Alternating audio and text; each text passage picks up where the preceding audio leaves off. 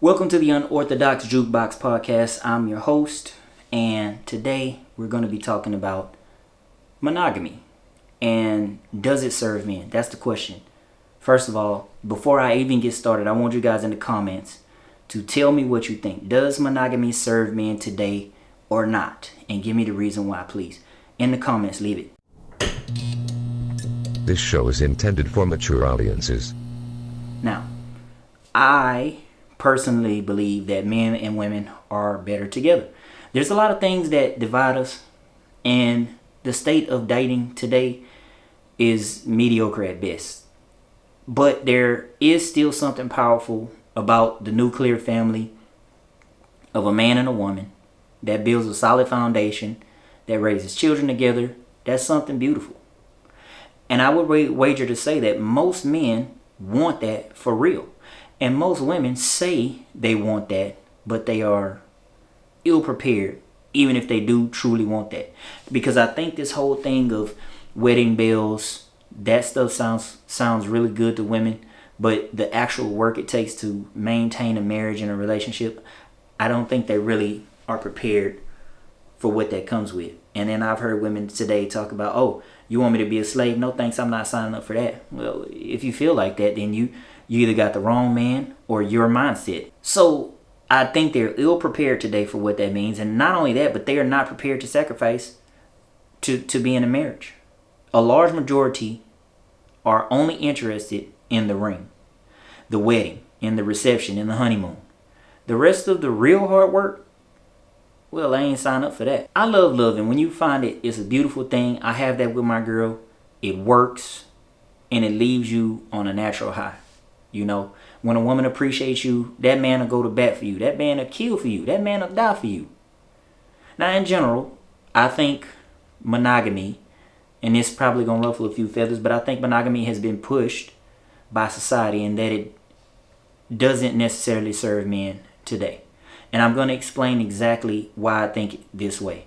Now, I don't discourage men from getting in relationships. I just advise them to be aware of women's nature and select smartly. And don't accept crap from any woman and have standards. What's wrong with me saying that? In the comments, tell me what y'all think about that. Again, all I'm saying is be aware of women's nature, select smartly, don't accept crap from any woman, and have standards. There's nothing wrong with that. And if it is something wrong with that, ladies, jump in the comments and let me know what's the problem with that. It's something that you would advise your sons to do. Now, there are two trains of thought on this about monogamy. One where monogamy is beneficial for men, and one where it does not benefit men, and I'm going to cover both. I think monogamy, and this is going to light the internet on fire. I think monogamy is a trick. It's a farce in most situations. It is forced upon men to downplay their masculinity, to keep them subservient and in a position where they can be manipulated by women. And government is a huge part of it. Marriage, relationship, and respect used to mean something back in the day, but we have long surpassed that era. When the government was not a part of the deal, marriages lasted longer, families were stronger, and this is just my opinion, and men and women had more respect for each other. Today it is a joke. So my views are based on today's current landscape and not eras of the past. He may not know this, but my cousin, him and his wife have been rocking together for, 15, 16, 20 years, whatever the number is. They have 3 beautiful daughters, and actually I look up to them as a milestone for what I want my relationship to reach. But both of them have old school parents, old school upbringing, similar to me, and that's why it works. Everybody today is a very instant gratification type of society. I do think for men that monogamy is good in only a few situations. And I'm currently, again, I say this all the time, I'm in a monogamous relationship, which I've chosen to do that. We both chose each other, and the decision was not lightly made. If you own a business or businesses and they're worth a lot, and you want to build a family and your time is valuable, I do think that a monogamous relationship serves you, and here's why. There was a time when I dated multiple women. Very, very short time. I'm not proud of it, but I was juggling multiple women, and it is a very time consuming and expensive and non-reciprocating process, except for in the exchange of sex in most cases. Now, I've been blessed to have some pretty decent women in my lifetime thus far, so I don't have a vendetta against women. So the things I'm saying are purely from a logical perspective. I'm not in my feelings. I just things that I've learned about female nature, and sometimes it's ugly. Now, there was a girl that I dated maybe 2 years, 2.5 years, maybe 3 years, on and off. On for the 2 years, and then the year after that, on and off. And I'm not going to say she was toxic, but, initially she was with one of my homeboys. And then she shifted to me. Not necessarily like with him, but it's like we both talked to her at the same time. But when she saw that I had more, she kind of like shifted over to me. And I saw this, but whatever. She was pretty. She had it going on. She a little yellow thing, nice body, whatever. So I thought. But this is hypergamy at its finest. And then later she went and did some thottery that I can't prove. But I mean, let's just say she ain't come home until the next day. And I truly believe that she cheated that night. She ain't come home. But I dismissed her and I broke up with her the next day. And I never went back. For it to work, for monogamy to work, the woman has to want the man more than he wants her. What do y'all think about that in the comments? I think for monogamy to work, a woman has to be into her man more than he is into her. Only then will she really try to make it work.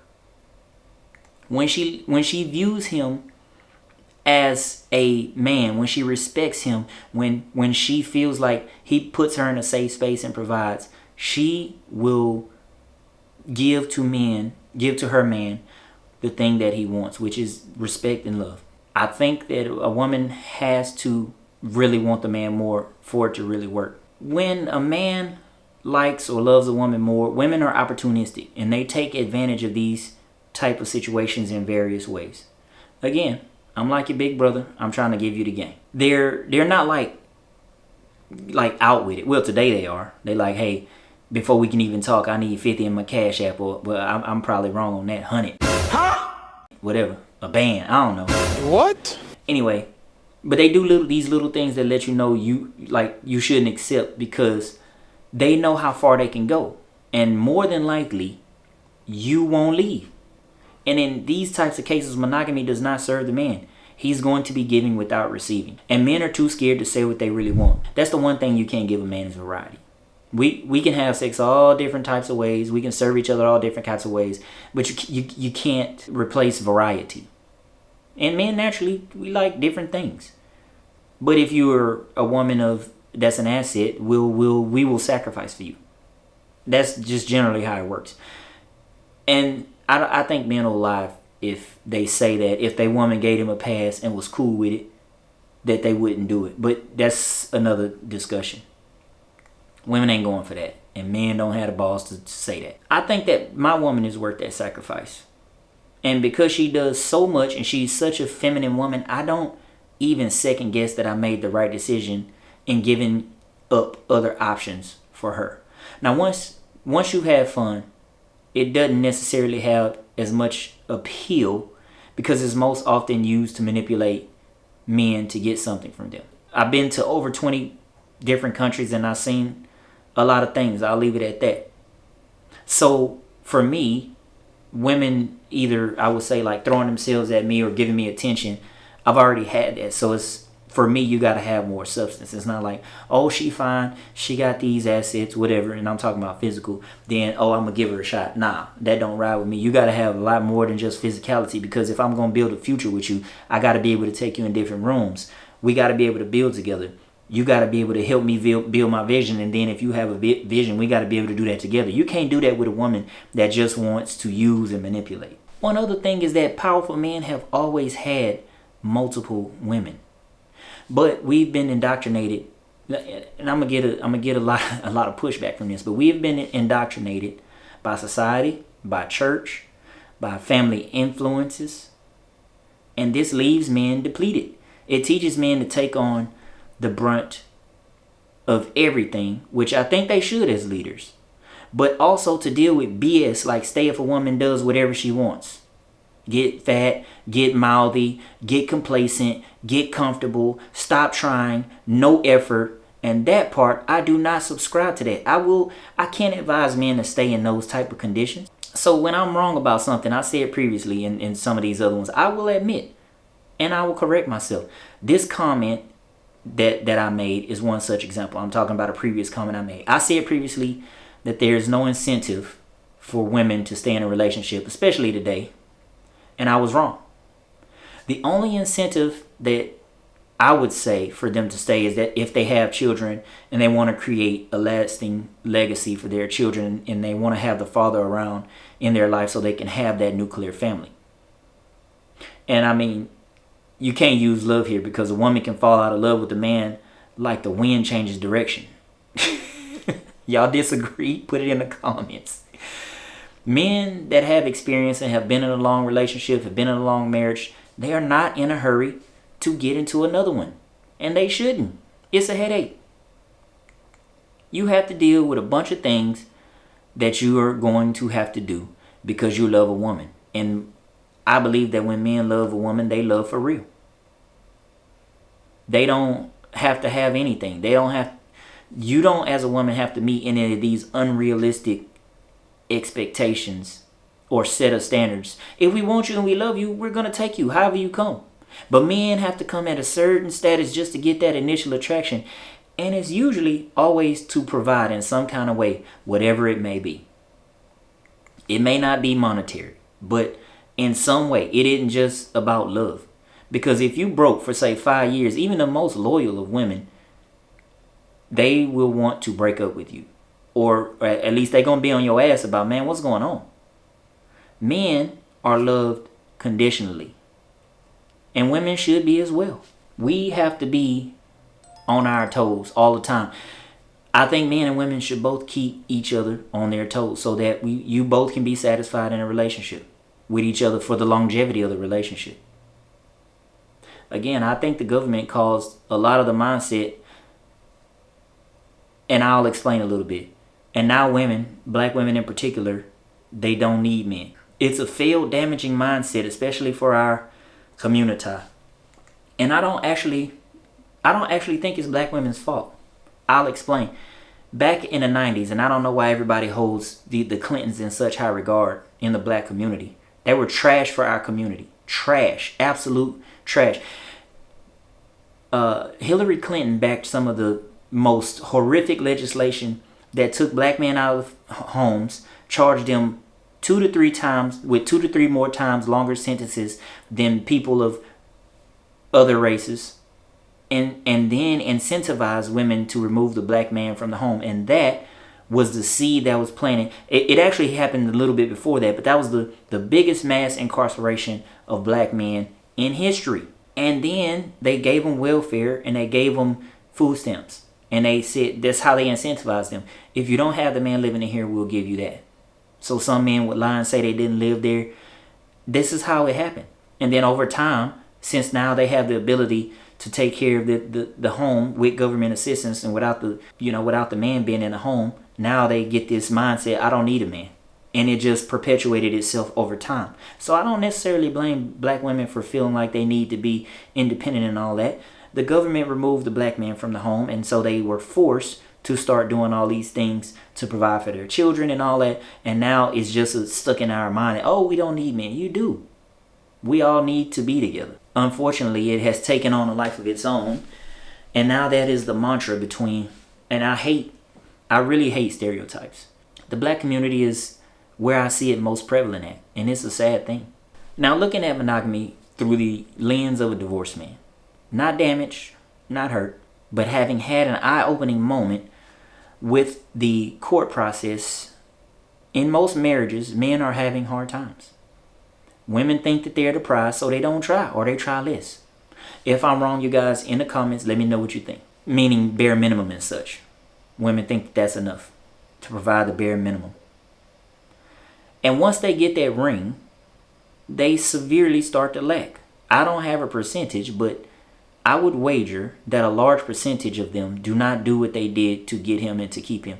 Now, this is also true of men. Maybe we used to buy our flowers and all of that stuff like that. But let me try to explain it to you from a man's perspective. We get with a woman, right? You do things for a woman because you know she gonna want a bigger house, a bigger car. So what we gonna do? We gonna work harder. We gonna get the thing to do the thing, to get them what they want for the lifestyle they want. And we may fail at it, but we'll try. And in that process, we might say, hey, look, baby, we got a bigger house. You got a bigger car. I'm having to work more hours to pay for this thing. So I'm sorry, I can't buy you flowers no more. Oh, that's unacceptable. You're not doing what you used to do. This is, again, just from a man's point of view, from my point of view. Drop it in the comments. Let me know if I'm reaching too far or if I'm swimming in the right pond. But most women stop trying, right? They don't do what they did to keep him. A man has to do that still, or else she'll lose interest. We still have to take her on dates, give her gifts, give her money, give her time, give her attention. And if any of those are missing, she is unhappy, and eventually, in my opinion, she'll leave. What about her though? How much effort is she putting in? Again, this channel is an advocate for men, and I don't think you have to put up with that. This is why I despise terms like happy wife, happy life, and that the man should chase. I'm all about the chase, but not if it's not reciprocated.